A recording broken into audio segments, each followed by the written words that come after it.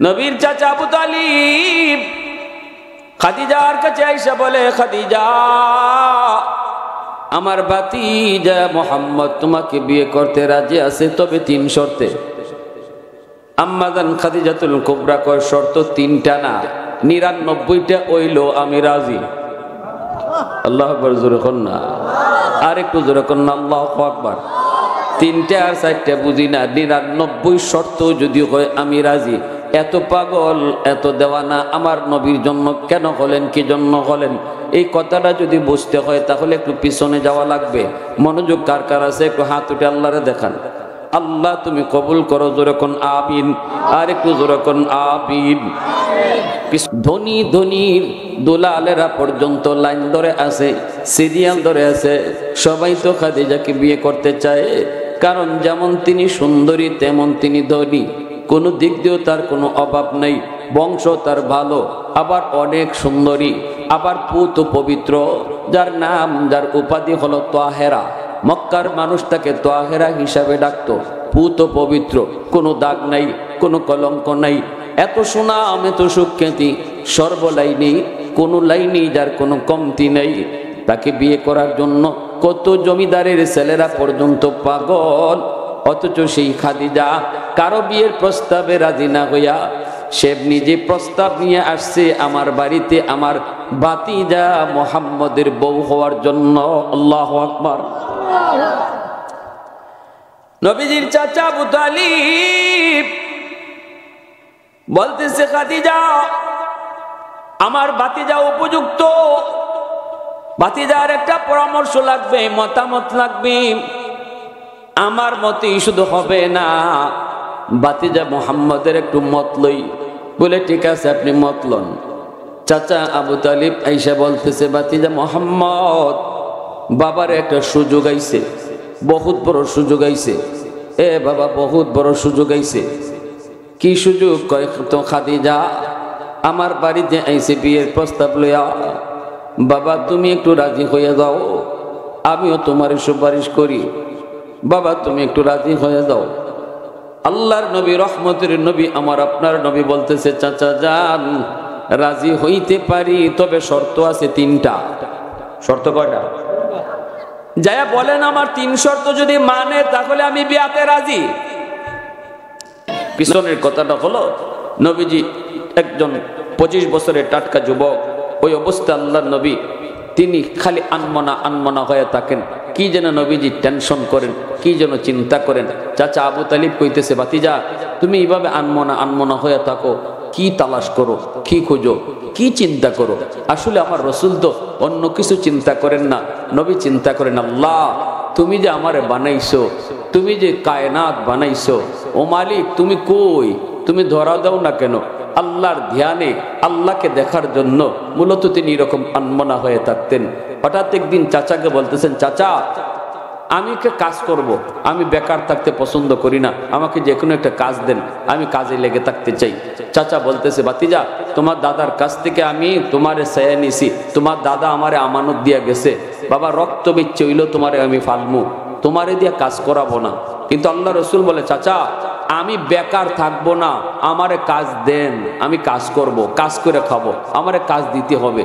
আল্লাহ রসুল সাল্লাল্লাহু আলাইহি ওয়াসাল্লাম যখন পীড়াপিড়ি করতেছেন, চাচা আমার একটা কাজ দেন, আমি কাজ করব, তখন বলতেছে, ঠিক আছে চলো, মক্কার সবচেয়ে ধনী এক মহিলা, তার নাম হলো খাদিজা, তার বিশাল ফ্যাক্টরি, তার বিশাল ব্যবসা বাণিজ্য, বিভিন্ন দেশে তার ব্যবসা বাণিজ্য, বিভিন্ন লোকজন তার আন্ডারে কাজকর্ম করে, কেউ ম্যানেজার, কেউ সুপারভাইজার, কেউ এরকম ক্যাশিয়ার। চলো যাই, তার কাছে যাই, দেখি কোনো কাজকর্ম আসেনি। আল্লাহ নবীর নিয়া নবীজির চাচা আবু তালিব আম্মাদান খাদিজাতুল কুবরা রাদিয়াল্লাহু তাআলা আনহার বাড়িতে হাজির, দরজার সামনে হাজির। দেখা মাত্রই আম্মাদান বলতেছে, আল্লাহু আকবার, এত বড় ধনী মানুষ, এত বড় দাবি মানুষ আমার বাড়িতে, এত বড় দাবি মানুষ আমার বাড়িতে। নবীজির চাচা আবু তালিব কয়, না গো খাদিজা, আমরা তো বড় না, তুমি বড়। খাদিজা বলতেছে, না, টাকা পয়সায় মানুষ বড় হয় না, সম্মানের দৃষ্টিতে যে বড় সেই মূলত বড়, ঠিক না? আপনার যে বংশ, ওই বংশের নাম হলো কুরাইশ বংশ। শুধু আরবের জমিনে নয়, তামাম দুনিয়ার মধ্যে এই কুরাইশ বংশের চেয়ে বড় কোনো বংশ নাই।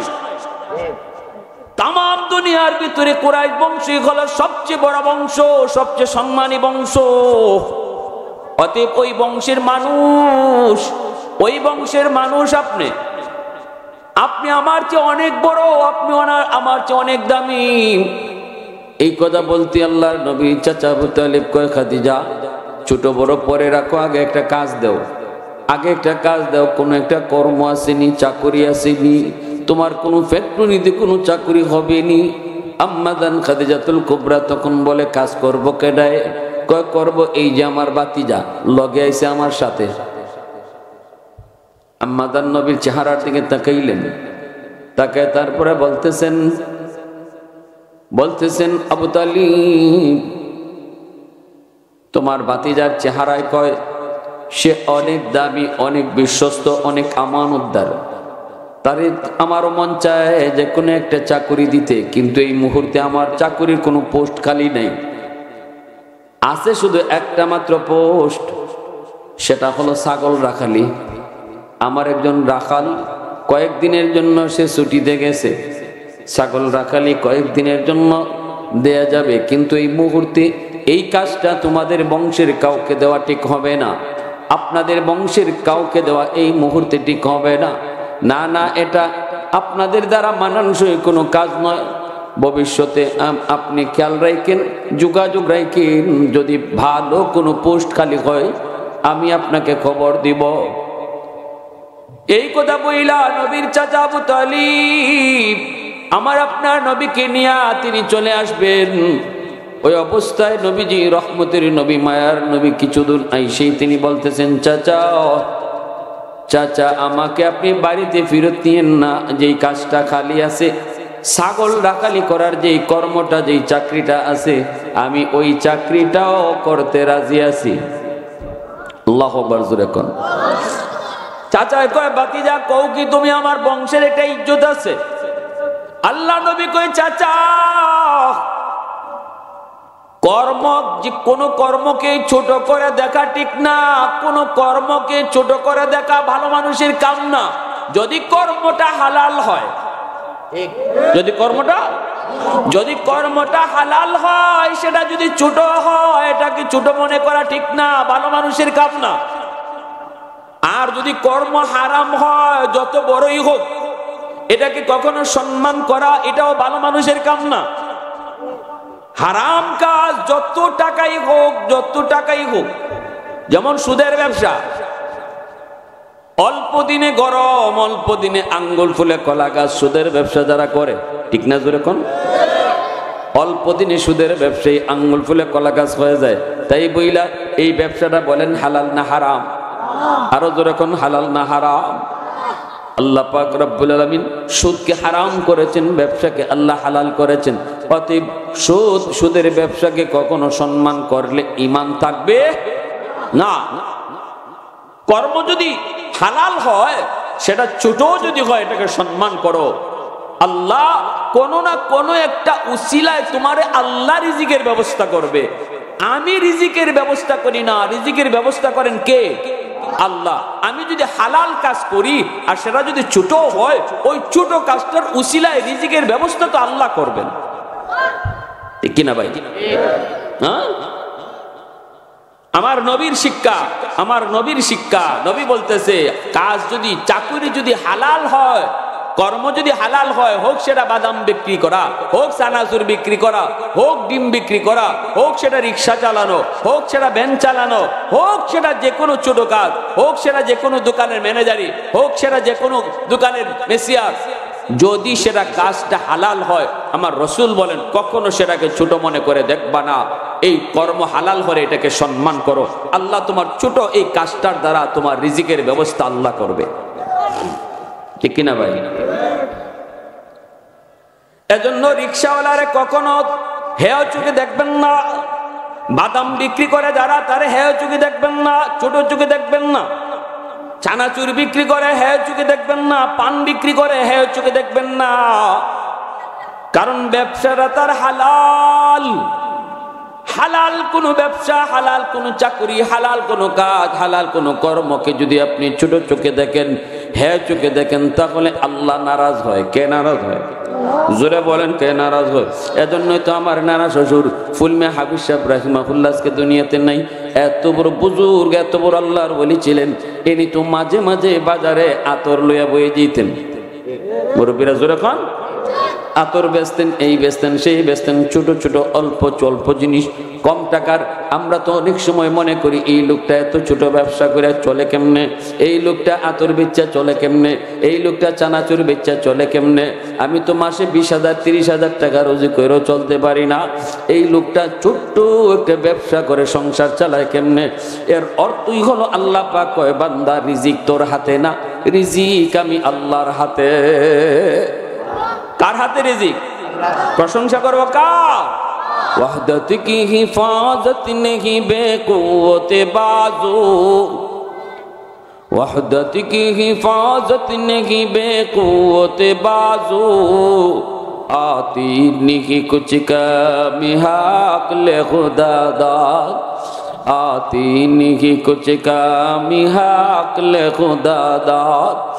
ऐ मर्द खुदा तुझको कुव्वत नहीं हासिल, जा बैठ किसी गार में अल्लाह को कर याद, जा बैठ किसी गार में अल्लाह का कर याद। ये सच है कि बातिल की तरफ दार नहीं हम, गद्दार न समझो गम गद्दार नहीं हम। बोलों की दोरेह नरम मिजाज अपना है नज़र, हम तीरी नहीं नेज़ा व तलवार नहीं हम। मुसलमाনের आवाज এখন আল্লাহু আকবার, আরো জোরে এখন আল্লাহু আকবার। আল্লাহ নবী বলতেছেন, চাচা উনি যে কইছে একটা চাকরি খালি সুযোগ আছে, এটা হইল বকরি রাখালি, আমি এই চাকরিটাই করব। চাচা কয়, বাবা আমার মান ইজ্জত যায়। রসুল কয়, হালাল কোন কর্মের মধ্যে সেটা যদি ছোট হয়, কোনো মান ইজ্জত যাওয়ার প্রশ্নই উঠে না, ঠিক কিনা? কর্ম কর্ম, কাজ কাজ হোক, সেটা ছোট, যদি হালাল হয় মহব্বত করো, ভালোবাসো, আর তাওয়াক্কুল করো কার উপর? আমি যত বড় ব্যবসা দিয়ে বসলাম, যদি ব্যবসার উপরে আমার ভরসা থাকে, আল্লাহ রিজিক বন্ধ করে দিবে। আর যদি আমার ছোট কাজও হয়, তাওয়াক্কুল করি আল্লাহর উপর, ছোট্ট ব্যবসাটা উসিলা ধরে আল্লাহ রিজিকের ব্যবস্থা করে দিবে, ঠিক কিনা ভাই? তাহলে রিজিক দেয় কে? দোকানে দেয় না আল্লাহ দেয়? আমার চাকরি দেয় না আল্লাহ দেয়? আল্লাহর নাম রাজ্জাক, আল্লাহ রিজিক দাতা। এবার চাচায় লই আইছে, নবীরে নিয়ে আবার ফেরত আসছে, এসে বলতেছে, খাদিজা আমার ভাতিজা এই চাকরিটাই করব। আম্মা জান কয়, একটু ভাববে চিন্তা কথা বলেন, আপনারা যে বংশের মানুষ, এই বংশের মানুষের জন্য এই চাকরি মানায় না। আল্লাহ নবী বলতেছে, আমি ভাববে চিন্তাই বলছি, আমি এটাই করব, কোনো অসুবিধা নাই, কারণ আমি কোন কর্মকে কোনোদিন ছোট করে দেখি না, কোন কর্মকে আমি কখনো ছোট চোখে দেখি না। আমি না শুধু ভালো মানুষ, কখনো কোন কর্ম, হালাল কোন কর্মকে ছোট করে দেখতে পারে না। এটা ভালো মানুষের খাসলত না, এটা ভালো মানুষের বৈশিষ্ট্য না। এই কথা বলতেই খাদিজা তিনি বুঝে গেছেন, এই যুবক তো জানতেন যুবক না। আল্লাহু আকবার জোরে বলেন, এই তো সাধারণ কোন যুবক না। ঠিক আছে ঠিক আছে দিলাম, চাকরিটা দিলেন অল্প দিনের জন্য, কারণ রাকাল গেছে ছুটিতে, হে আবার আইলে পরে নবীর এই চাকরিও বাতিল। এটা কিন্তু স্থায়ী না, অস্থায়ী চাকরি। আল্লাহ রসুল তিনি বকরি রাখালি করেন, বকরি রাখালি করেন। প্রথম দিন বকরি নিয়ে গেলেন, বকরি নিয়ে আবার ফেরত আসলেন। আম্মাদান খাদিজাতুল কুবরা তিনি দেখতেছেন তার বকরি গত কয়েকদিন যাবত ওই রাখাল যেখানে নিয়ে যাইতো, রাখাল যেভাবে রাখালি করতো, এত ফেট বর্ত না। কিন্তু একদিন শুধু আমার নবী নিয়ে গেছেন, আনছেন বকরির পেট একদম ভরপুর। দ্বিতীয় দিন আবার পেট ভরপুর। 2 দিনের দিন চাইয়া দেখি বকরির চেহারা পর্যন্ত পরিবর্তন হয়ে গেছে, নাদোষ নাদোষ। আরে আল্লাহ, আম্মাদান কই কি ব্যাপার, আমারই নতুন রাখাল, আমার নতুন কি কর, আমার চাকরিতে নিয়োগকারী, মোহাম্মদ এই বকরি রাখে কোথায়? আগেও তো বকরি রাখালি করছে আমার রাখালে, কিন্তু এইভাবে তো ফেট বইরা কোনোদিন আইসে না, সে রাখে কোথায়? একটু দেখতে হইব।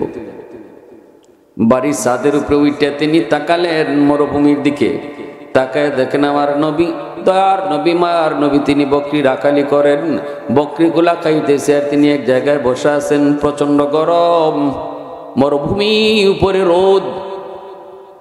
আর তখন তিনি আম্মাজান দেখেন, আল্লাহু আকবার, মুহাম্মাদুর রাসূলুল্লাহ, যিনি এখনো নবী হন নাই কিন্তু হবেন। ভাইরা তিনি তাকায় দেখেন তার নতুন রাখাল বসে আছেন একটা গাছের সঙ্গে হেলান দিয়া, আর মাথার উপরে একটা আবর তারে ছায়া দিতেছে, একটা আবর তারে ছায়া দিতেছে। আর এই অবস্থায় দেখে একটা সাপ, পিছন থেকে সাপ, বিষাক্ত সাপ ফনা ধরে আল্লাহর নবীকে বাতাস দিতেছে। আল্লাহু আকবার। প্রচন্ড মরুভূমিতে গরম, এই গরমের মধ্যে মাথার উপরে রোদ ফিরায় আবর, আর একটা সাপ তারে ফনা দইরা বাতাস দেয়। ছাগলগুলি রাখালি করে, ছাগলগুলি দিক সেদিক খাওয়া দাওয়া করে, কিন্তু না, ছাগলগুলি বেশি দূরও যায় না। ছাগলের মূলত রাখালি করতেছে একটা বাঘ। আল্লাহু আকবার, জোরে বলেন। যেই বাঘ ছাগল দেখলে পরে খায়, যেই বাঘ ছাগল দেখলে পরে হামলা করে। আজকে আম্মাদান খাদিজাতুল কুবরা তিনি সাদে তাকায় দেখেন আল্লাহর নবী বসে আছেন, আর এই দিকে ছাগলের রাখালি করে বাঘ। আল্লাহু আকবার। তিনি তো বুঝে গেলেন তো জানতেন সাধারণ কোনো মানুষ নন, ইনি তো সাধারণ কোনো মানুষ নন। এরপরে তাকায় দেখে আমার নবী, রহমতের নবী, মায়ার নবী, তিনি কুয়ার কাছে গেছেন। নবীজি কুয়া থেকে পানি পান করাবেন, ছাগলগুলাকে তিনি পানি পান করাবেন, বালতি ফালাইবেন কুয়াতে, এরপরে পানি উঠে তিনি ছাগলরে খাওয়াবেন। কিন্তু না, নবী যখন কুয়ার কাছে গেলেন বালতি ফালাতে হয় নাই, নবীজি হাত বাড়াইবার আগে কুয়ার পানি আল্লাহ উপরে উঠে দিছে। কুয়ার পানি অটো উপরে উঠে গেছে, আর ছাগল এই কুয়ার পানি পান করতেছে। নবীজি বালতি তুইলে পানি তুলতে হয় নেই, কুয়ার পানি উপরে উঠলো, ছাগলগুলি পানি পান করলো। এরপরে আল্লাহর নবী, রহমতের নবী, তিনি এখানে দাঁড়ায় আছেন। ছাগল এত বিয়ারা জাতি, যেই ছাগলকে পালতে, লালন পালন করতে, রাখালি করতে কত কষ্ট, কিন্তু তিনি দেখেন ছাদের উপর থেকে ছাগলগুলি পানি পান করে ভদ্র মানুষের মতো নবীর পাশে দাঁড়ায় রইছে। ছাগল কি ভদ্র? কি কোন? হ্যাঁ, ছাগল রাখালি করতে ধৈর্য লাগে, ঠিক না? এই জন্য আল্লাহ সব নবীরে ছাগল রাখালি করাইছে। ছাগলটা যদি আপনি এখন চল সামনের দিকে চল, হ্যাঁ কইব না আমি পিছিয়ে যাইব। আপনি যদি ওখান থেকে তোর মতোই বলা আমি পিছিয়ে চল, কই নাতে এখন সামনে যাইব, ঠিক কিনা? পানি পানি পানি পানি বুঝতেছেন আপনি, পানি খাইব নিয়ে আইবেন, পানি কয় না খাইতাম না, হগল আগে আমি পানি ফালাইমু। আপনি বালতিটা আগে ফালাইব ছাগলে, এরপরে চিন্তা করবো পানি খাওয়ার। এইরকম বিয়ারা জাতি একটা হাইওয়ান হইল এই ছাগল, বুঝছেন? এজন্য সব নবীর আল্লাহ ছাগল রাখালি কইরা পরীক্ষা নেওয়াইছে। উম্মতের রাখাল যে ওইটাই আগে দেখো, ছাগল রাখালি পারনি, ঠিক কিনা? উম্মতের রাখাল তো পরে হইবে, আগে ছাগল রাখালি ট্রেনিং নেও। আল্লাহ, আমার ভাইরা, বন্ধুরা, আমার নবী, রহমতের নবী, মায়ার নবীর এই দৃশ্যগুলা তিনি দেখলেন। দেখার পরে তিনি আসলেন, আয়েশা বলতেছেন ঘটনা কি? এই তো আমি দেখলাম ইনি তো সাধারণ কোনো মানুষ নন, ইনি সাধারণ কোনো মানুষ নন, তিনি মহামানব। এরপরে আম্মাদান তিনি ঘোষণা দিয়ে দিলেন, আজ থেকে আমার রাখালের চাকরি রাখালি নয়, রাখালের চাকরি রাখালি নয়। ম্যানেজারকে ডাকলেন, এরপরে তিনি সুপারভাইজারকে ডাকলেন, ক্যাশিয়ারকে ডাকলেন, ফ্যাক্টরির সকল ম্যানেজারকে ডাকলেন। ডাইকে বলতেছেন, শোনো, আজকে থেকে একটা নতুন এলান শোনো, আমার যতগুলা ফ্যাক্টরি আছে, যতগুলা ব্যবসা আছে, সব ব্যবসার এক এক লাইনে ম্যানেজার, কিন্তু সবার উপরে একজন ম্যানেজার আছে যার নাম হলো চিফ ম্যানেজার। আমি চিফ ম্যানেজার নিয়োগ দিব নতুন একজনকে। চিফ ম্যানেজারের পদ থেকে তুমি বাতিল, নতুন একজনকে চিফ ম্যানেজার বানাবো। সকল ব্যবসার ম্যানেজার, সব ম্যানেজারের ম্যানেজার, সব ম্যানেজারের ম্যানেজার, সব ম্যানেজারে উনি চেক দিব। সবাই তো অবাক, আবার কারে বানাইতেছে? তখন হঠাৎ কিরাম মাদান কয়, ইনি আর কেউ না, আমার নতুন যে রাখাল, যারে রাখালির চাকরি নিয়োগ দিছিলাম, আজ থেকে সে আমার গোটা ব্যবসার চিফ ম্যানেজার। এখন চিফ ম্যানেজার যে আসছিল হে বেকা হয়ে বয়ে গেছি গা, হে তেরা, হে কয় না 2 দিন হয়েছে না চাকরিতে আপনি নিয়োগ দিলেন, আজকেই তারে চিফ ম্যানেজার বানাই দিবেন। তে আমরা এত বছর ধরে কি গোড়া ঘাস কাটি, আমি চাকরি করবই না। ম্যানেজার আরেকটা কয়, আরেকটা সুপারভাইজার হে কয় না, এই এত নিচের পদের একজন মানুষে আপনি এত উপরে উঠেই দিলাইবেন, আমাদের একটু মান ইজ্জত আছে, আমিও চাকরি করবো না। এইভাবে খেসিয়া রেখো, আমিও করবো না। আম্মাদান খাদিজাতুল কুবরা কয়, কোনো অসুবিধা নাই, রাস্তা মাফো, চাকরি না করলে কোনো অসুবিধা নাই, যার যার বাড়ি দেখো। আল্লাহ নবী, রহমতের নবী, মায়ার নবী বলতেছেন না আপনি এটা করবেন না, আমাকে আপনি চিফ ম্যানেজার এখন বানায়েন না, কারণ আমি এখনো ব্যবসা বাণিজ্য কিছু বুঝি নাই, এখনো বেশ কিছু বুঝি নাই। আম্মাদান কই বুঝতে হবে না, আমি যা বোঝার সব বুঝছি। আল্লাহু আকবার, জোরে কোন। আপনার বুঝতে হবে না, আমি যা বোঝার সব বুঝছি। 90 দিনের জন্য আপনি শামশিরিয়ায় ব্যবসায় যান, 90 দিনের জন্য আমি আপনাকে শামশিরিয়ায় ব্যবসায় পাঠিয়ে দিলাম, এই যে নেন ব্যবসায় চলে যান। আর একজন এরকম ভাবে একজন সিআইডিও দিয়ে দিয়েছেন, সাথে একজন লোকও দিয়ে দিয়েছেন, আর বলছেন তুই যে যাবি আমার চিফ ম্যানেজারের সাথে, তুই যে যাবি, যাওয়ার সময়ে তুই সবকিছু লিখবি কি দেখছো, আসার সময় তুই সবকিছু দেখবে কি লেখছো। আল্লাহু আকবার, জোরে বল। তোরে আমি রাখলাম তার সফর সঙ্গী খাদিম হিসাবে, আর শুধু খাদিম না, মূলত তুই একজন সিআইডি, তুই শুধু খালি কি আমার ম্যানেজারে কি করে না করে, তার সাথে কি হয় না হয়, সব তুই খালি লিখে রাখবি। 90 দিনের জন্য শাম সিরিয়া পাঠিয়ে দিয়েছেন, আর বলছেন আপনি সিরিয়াতে চলে যান 90 দিনের জন্য, আর এই দিক আমি সামলাইতেছি, ম্যানেজার ট্যানেজার সুপারভাইজার এগুলারে সামলাইতেছি আমি। এগুলা গেছে গে বাড়িতে চাকরি টাকরি চাইরা, 2 দিন গেছে গরম, বউয়ে কয় কি ব্যাপার, অফিসে যাও নাকি? কয় চাকরি চাইরে দিছি। কয় কেন? কয় আমা করে বাদ দিয়া 2 দিন হয়েছে না একজনে চাকরি নিছে রাখালি, এরপরে এই রাখাল এখন চিফ ম্যানেজার বানিয়ে দিয়ে দিছে, আমরা একটা ইজ্জত আছে না, আমি চাকরি চাইরে চলে আসছি। বউয়ে হয়তো এখন বাতাই তো কুত্তিকে করো, চাউল কিনবো কেডা, মাছ কিনতো কেডা, ফুলাফানা যে 2 দিন ধরে খাওয়ার নাই, কারে ম্যানেজার বানাইছে না বানাইছে এটাতে তোমার কি? তুমি একটা তোমার চাকরি ঠিক মতো, তোমার বেতন ঠিক মতো আইলেই হয়েছে, তোমার একটা ফুড দিলেই হয়েছে। ম্যানেজার কারে বানাইলো, চিফ ম্যানেজার কারে বানাইলো, এটা নিয়ে তোমার এত মাথা কামানোর কি আছে? ঘর চলতো নি নাকি? আমি আমার বাপের বাড়ির পথ দেখতাম, তখন বোর ফেসার বুঝেন তো, এটা যদি ঠিক মতো পরে তাহলে হুশ থাকে না, ঠিক না? হ্যাঁ, যখন 3 জনের ঘর থেকে ফ্রেশার আইছে, 3 জনের ঠিক মতো, 3 জনে আবার আইয়া মালিকের কাছে হাত জোর করে রাখা রয়েছে, কয় ম্যাডাম বলে গেছি গা, মাফ করে দেন। আম্মাজান খাদিজাতুল কুবরা কয় মাফ করে দিমু, তবে শর্ত আছে, আগে কাগজ একটা স্বাক্ষর দেও। কয় এটা আবার কি স্বাক্ষর? কয় স্বাক্ষর লাগবই, স্বাক্ষর দেও, আগে এটা লাগতো না এখন লাগবো। কয় কি? কয় স্বাক্ষরের কথা হইল আমার চিফ ম্যানেজার যা করব কোনোদিন আমার ম্যানেজারের বিরুদ্ধে কোনো টু শব্দ করতে পারবা না। আল্লাহু আকবার, জোরে কোন না। কেমন আগে তো এমন ডাটা নিয়ে আসছিল না, এখন ডাট হইছে নি না হইছে না? হ্যাঁ, কয় স্বাক্ষর দিয়া চাকরি জয়েন করো, জীবনে কোনোদিন ম্যানেজারের বিরুদ্ধে টু শব্দ করতে পারবা না। ঠিক আছে কি করবো আর, ওইদিকে ঘর থেকে ফেসার আছে না নি, এই ফেসার তো মনে হয়েছে, সাথে সাথে স্বাক্ষর দিছে, স্বাক্ষর দিয়া চাকরিতে নিয়োগ হয়েছে। এইদিকে আল্লাহ নবী, রহমতের নবী 90 দিন শাম সিরিয়ায় ব্যবসা করেন, যাওয়ার পথে কি ঘটলো সিআইডি সব লিখতেছে, আসার পথে কি ঘটলো সিআইডি সব লিখতেছে।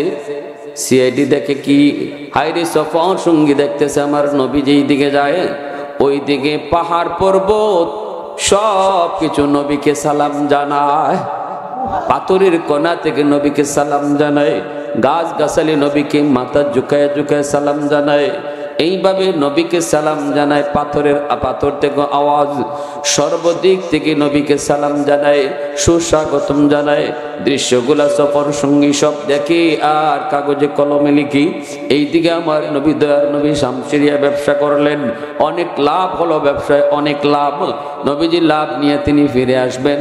এইদিকে ভাইরে 90 দিন কাছায় গেছে, যেই মাত্র আর 3 দিন বাকি। আম্মাদান খাদিজাতুল কুবরা রাদিয়াল্লাহু তাআলা আনহা তিনি বান্ধবীদেরকে নিয়ে ছাদের উপরে উইটে শুধু নবীর অপেক্ষা করেন, নবীর অপেক্ষা করেন। নবী কখন আসবেন, কখন আমার ম্যানেজার আসবে। এইদিকে আমার ভাইরা বন্ধুরা বান্ধবীদেরকে তিনি বলতেছে, বান্ধবীরা বল তোরা আমার ম্যানেজারকে কেমন দেখলি, কেমন লাগলো একটু ক না। ম্যানেজার তোদের কাছে কেমন লাগলো? কারণ মহব্বতের মানুষের প্রশংসা যত শোনা যায় ততই ভালো লাগে, ঠিক কিনা? মহব্বতের মানুষের প্রশংসা যত শুনি ততই মজা লাগে। আল্লাহ নবী, মায়ার নবী, দয়ার নবীর উপরে তার মহব্বত আর ভালোবাসা বেড়ে গেল। এজন্য বান্ধবীদেরকে আম্মাজান খাদিজাতুল কুবরা কয়, কনা আমার ম্যানেজার দেখতে কেমন, কনা আমার ম্যানেজারের হাসিটা কেমন, কওনা আমার ম্যানেজারের কথাগুলি কেমন। বান্ধবীরা তখন কয়, খাদিজা তোমার ম্যানেজার অতুলনীয়, বেনজির, বেমিসাল। তার চেহারার মতো চেহারা দুনিয়াতে হয় না, তার হাসির মতো হাসি দুনিয়াতে হয় না, তার চাহনির মতো চাহনি দুনিয়াতে হয় না, তার কোনো দিক দিয়ে তার কোনো নজির আমরা দেখি না। সে বেনজির, বেমিসাল। যত শুনেন ততই মজা লাগে। আল্লাহু আকবার, জোরে বলেন। আর আমার সঙ্গী সাথীদেরকে আমার আগে বাড়ায় দিল। এই সম্পদ আমার কি দরকার ছিল? নবী গো, আমি তো সম্পদের হক আদায় করি, আমি তো যাকাত দেই, আমি তো হালাল পন্থায় সম্পদ কামাই করি, হালাল পন্থায় সম্পদ ব্যয় করি। একটা টাকাও আমি হারাম পন্থায় সম্পদ আয় করি না, ব্যয় করি না। তাহলে আমি কেন 500 বছর পরে জান্নাতে যাইমু? আল্লাহ নবী কয়, হ এরপরও তুমি 500 বছর পরেই যাইবা। কেন? রসুল কয়, কেন একটু বুঝতে চাও? বলে হ। আল্লাহ রসুল কয়, তাহলে নিজেই কও, কেনটা তোমার বুঝাই দেই। কেন ধনী পরে যাইব, গরিব কেন আগে যাইব, একটু বুঝাই তোমারে। রসুল নিজে কয়, তুমি দাঁড়াও দাঁড়াও দাঁড়াও। উসমান গনি তিনি মদিনার মসজিদে দাঁড়াইছেন। আল্লাহ নবী কয়, উসমান এবার বলো বলো, আজ সারাদিন তুমি কি খাইছো? উসমান গনি কয়, ইয়া রাসূলুল্লাহ, ঘুম থেকে ওঠার পর বাসি রুটি আর বাসি কিছু গোশত ছিল খাইছি। এরপরে নাস্তার সময় নাস্তা করেছি। দুপুরবেলা বোনা গোশত আর রুটি খাইয়া আপনার দরবারে এসেছি। আল্লাহ নবীকে, উসমান ঠিক কথাই কইছ, সঠিক জবাব দিয়েছ। হালাল খানা তুমি খাইছ, হালাল খানা খাই আমার কাছে আইছ। কিন্তু উসমান রে শোনো, একদিনের হিসাব চাইছি, একদিনের হিসাব। কথা কইছো 3টা, কথা কইছো কয়টা? ঘুম থেকে উঠটা হালকা নাস্তা, নাস্তার সময় নাস্তা, দুপুর বেলা খানা। এই কথা কইছো কয়টা? 3টা। 3 কথার সময় একটু কম লাগছে না বেশি লাগছে? বেশি লাগছে। 3 কথার সময়ও বেশি। ও উসমান, এইবার তুমি বসো, একটু খেয়াল রেখো। একদিনের হিসাব চাইতে তুমি জবাব দিছো 3টা। এইবার নবী একজন গরিব সাহাবীকে ডাক দিলেন। কে সেই গরিব সাহাবী? নবীর দরবারে হাজির আব্দুল্লাহ ইবনে মাসউদ রাদিয়াল্লাহু তাআলা আনহু। অনেক অনেক গরিব একজন সাহাবী, আমার নবীর প্রসিদ্ধ একজন সাহাবী। নবী বলতেছেন, আমার আব্দুল্লাহ তুমি কোথায়? একটু দাঁড়াও। মসজিদের কোণা থেকে আব্দুল্লাহ ইবনে মাসউদ তিনি দাঁড়ায় গেলেন। আল্লাহর নবী বলতেছেন, আব্দুল্লাহ একটু কও, সকাল থেকে এই পর্যন্ত তুমি কি খাইছো? সকাল থেকে এই পর্যন্ত কি খাইছো? এই মাত্র নবী কয়, আব্দুল্লাহ একটু কও, আজ কি খাইছো? চোখ দিয়া পানি জড়ে জবান বের হয় না, কথা বলতে পারেন না। নবী যখন বারবার কয়, আব্দুল্লাহ ক কি খাইছো, একটা কথায় জবাব দেয়, নবী গো কিছুই খাইতে পারি নাই। আল্লাহ নবী রহমতের নবীর চোখ দিয়ে পানি ঝরে, আব্দুল্লাহ চোখের পাক দিয়ে পানি পড়ে, সাহাবায়ে কেরামও পানি পড়ে, সবাই তো কান্দে। আব্দুল্লাহ সারাদিনে একটা খেজুরও খাওয়ার সৌভাগ্য জোটে নাই। মায়ার নবী দয়ার নবী কান্দে আর বলতেছে, আব্দুল্লাহ রে কিছুই বুঝি খাওয়ার পাও নাই? বলে না গো নবী, কিছুই খাইতে পাই নাই। আল্লাহ নবী তখন কয়, উসমান একদিনে হিসাব চাইছি, জবাব দিছো তুমি 3 কথায়। আর একদিনের হিসাব চাইছি, আমার গরিব সাহাবী জবাব দিছে এক কথায়। কয় কথায় জোরে বলেন? এক কথায়, কিছুই খাই নেই। কিয়ামতের ময়দানে আল্লাহ পাক সবার কাছে জীবনের হিসাব চাইবো। আনুমুরিহি ফিমা আফনাহু ওয়া আন শাবাবিহি ফিমা আবলাহু ওয়া আন মালিহি মিন আইনা ইকতাসাবাহু ওয়া ফিমা আনফাকাহু। সম্পদ তুমি কোন পন্থায় কামাই করেছো, সম্পদ কোন পন্থায় ব্যয় করেছো, এই হিসাব না দিয়ে কেউ আল্লাহর সামনে জবাব দিতে পারবে না। হিসাব না দিয়ে কেউ জবাব দিতে পারবে না। ওই দিন ধনীরা যখন জবাব দিবা, ওরে উসমান, তোমারে যখন আল্লাহ ডাকবো, উসমান সম্পদের জবাব দাও, কেমনে কামাই করছো, কেমনে তুমি ব্যয় করছো। তুমি তো সম্পদ হালাল পথে কামাই করছো, হালাল পথে ব্যয় করছো, কিন্তু সময় লাগবে বেশি, কারণ তোমার সম্পদ বেশি, সময় লাগবে তোমার বেশি। জবাব কিন্তু ঠিকই দিতেছো, সবই ঠিকই দিতেছো, সঠিক উত্তর দিতেছো, কিন্তু সম্পদ বেশি হয়, লিখতে জবাব দিতেও টাইম লাগতেছে। কিন্তু তোমার পিছনেই যখন আমার আব্দুল্লাহর মতো গরিব সাহাবী লাইনে দাঁড়ায় থাকবে, আল্লাহ পাকের মায়ার নজর যায় পরবার, আল্লাহ দেখবো তার সম্পদ এক যারা, এক কথায় জবাব দিয়ে সে পারবো। এত লম্বা সময় তোমার পিছনে আল্লাহ তারে দাঁড় করে রাখবে না। আল্লাহ বলবে, আব্দুল্লাহ তোমার তো হিসাব কম, তুমি বাইপাস, আমি আল্লাহর কাছে আসো। আল্লাহু আকবার, আরো জোরে আল্লাহু আকবার। এই ধনীদের পিছনে গরিবরা তাইকো না, গরিবরা বাইপাস, আমি আল্লাহর কাছে হিসাব দিতে আসো। ধনীদের লাইট, এ ওসমান তোমার হিসাব দেওয়ার শেষ হওয়ার বহু আগে আব্দুল্লাহ কম কথায় জবাব দিব, কারণ হিসাব তার কম, সম্পদ কম হওয়ায়। আল্লাহ পাক রব্বুল আলামিন 1 বছর 2 বছর না, 500 বছর আগে, মিনিমাম 500 বছর আগে আব্দুল্লাহরে জান্নাত দিয়ে দিব। একটু জোরে কও না সুবহানাল্লাহ, আরো জোরে সুবহানাল্লাহ। কোন গরিব রে, কোন গরিব রে যেই গরিবে নামাজ পড়ে না? কোন গরিব রে যে গরিবে নামাজ পড়ে না? কোন গরিব রে যেই গরিবে পর্দা করে না? না, ওই গরিব যে গরিব গরিবী হালত আল্লাহর কদমে সাজদা দিতেছে, এক যারাও আল্লাহর উপরে কোনো কি আসে না, আল্লাহর উপরে কোনো অভিযোগ করে না, এই কথা কয় না। নামাজ পড়ে কি হইতো, নামাজ পড়ে কি হইতো, দুনিয়ায় তো কিছু পাইলাম না। আর দেখো, হ্যাঁ, যে লোক নামাজ পড়ে না, হেরে আল্লাহ কি পরিমাণ টাকা দিছে, কি পরিমাণ দৌলত দিছে, হে খালি উফরি দিয়ে উঠে, হে খালি উফরি দিয়ে উঠে, খালি বিল্ডিং উফরি দিয়ে তোলে। তার নামাজ পড়ে কি হইতো? সুদের ব্যবসা করে যদি হে এত টাকার মালিক হইলো, আমি নামাজ পড়ে কি হইতো, এই ধরনের কথা কয় না। বরং আল্লাহ দুনিয়ার এই হায়াতের জীবন অল্প দিনের জীবন, আজ আছে কাল নাই, কখন কার মৌত হয় কেউ জানে না, কার ঘুম কখন তার শেষ ঘুম হয় কেউ জানে না। আল্লাহ আমি তোমার এই সিদ্ধান্তের উপরে সবর করলাম। আল্লাহ এরপরেও সে গরিবে হালতে নামাজ পড়ে, বউ বাচ্চারে পর্দার ভিতরে রাখে, মেয়েটারে পর্দার ভিতরে রাখে, বাচ্চাগুলোরে কোরআন শিখায় এবং নিজেও হালাল পথে চলে, আল্লাহরে ডরায়, হারাম কামায় না, হারাম পথে যায় না। আল্লাহ বলেন ওই গরিব মানুষগুলাকে আমি আল্লাহ কিয়ামতের মাঠে নিজের হাতে পুরস্কার দিব। কেমনে? কয় 500 বছর আগে তারে জান্নাত দান করব।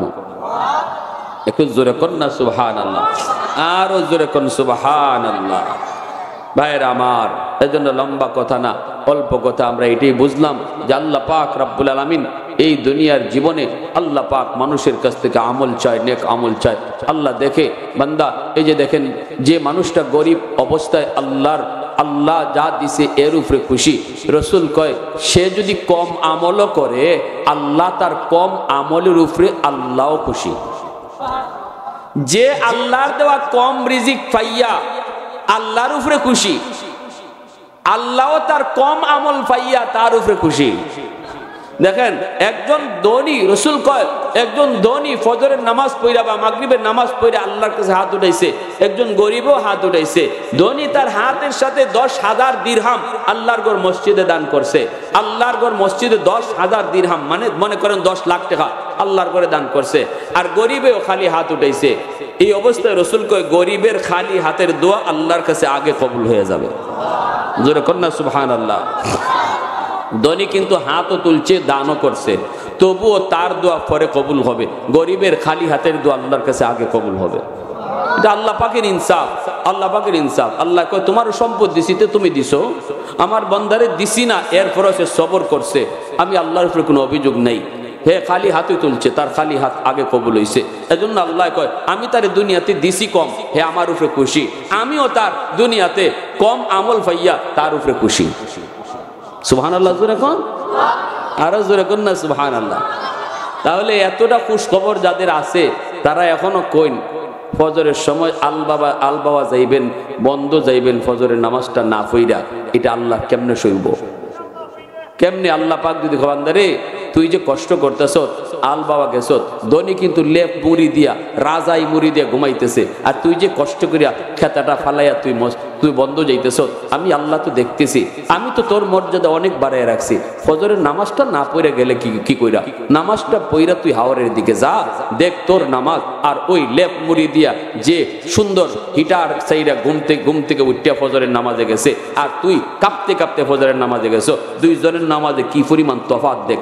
আমি আল্লাহ তোর নামাজ আগে কবুল করে নিব।